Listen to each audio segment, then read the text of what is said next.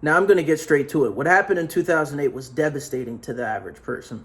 But how were some people able to remain recession-proof? Knowledge. For various reasons in 2008, the housing market collapsed, but the Bitcoin white paper was also released. From October 2008 to April of 2009, approximately 700,000 people lost their jobs each month. This was a time in history remembered as the Great Recession. Embedded in the code of the first block on the Bitcoin blockchain is a message. The time's the 3rd of January 2009, and the chancellor is on the brink of the second bailout for banks. The Central Bank of the United States, which is the Federal Reserve, stepped in to prevent depression. Between 2009 and 2021, adding $14 trillion to the circulating supply of US dollars, or 65% of the total supply of money that had ever been created in history. This is measured in M2. This stimulation of capital into the economy was done at less than 1% interest rates, essentially making borrowing free at the corporate level. This reshaped the entire economy. In fact, 72% of US citizens with mortgages in today's market pay less than 4% interest.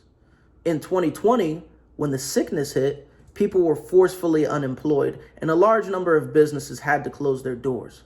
The Federal Reserve stepped in again to stimulate the economy. But this time they added $5.8 trillion to the circulating supply of US dollars, or 26% of the total supply of money that had ever been invented. And they did this over the course of 16 months. This is debasement. Debasement is the reduction of value per unit of money by adding more units. Inflation derives from debasement.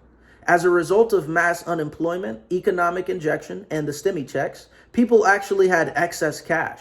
But this was done without being exchanged for productivity. This led to labor shortages, supply chain disruption, and increased cost of material, ultimately causing the businesses who survived to pass down these increasing prices to consumers. This increase in prices is inflation. The Federal Reserve is responsible for controlling inflation.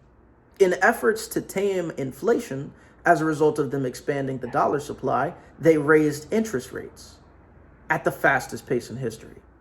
This meant borrowing money became exponentially more expensive for all.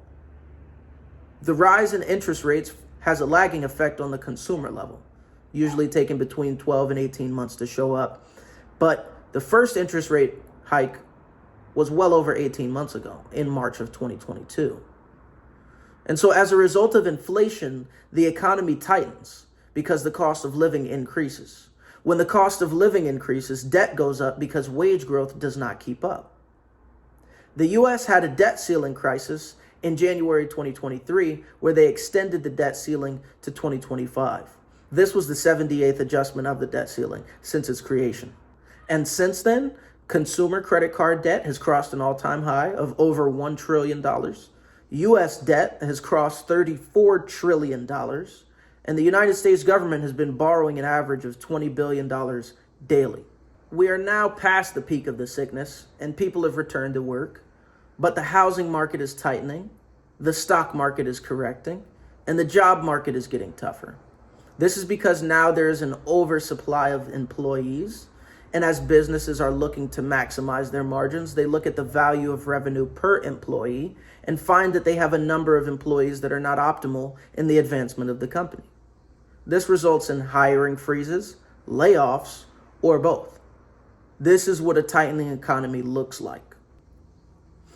The Federal Reserve is in cloudy skies, again, as a result of the rate hikes having a lagging effect, and it is highly likely that we see part of the economy crack.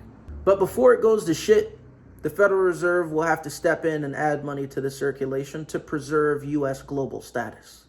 At that point, everything will gradually be repriced, and assets will increase in dollar terms because when dollars are added to the circulation, they make their way to assets.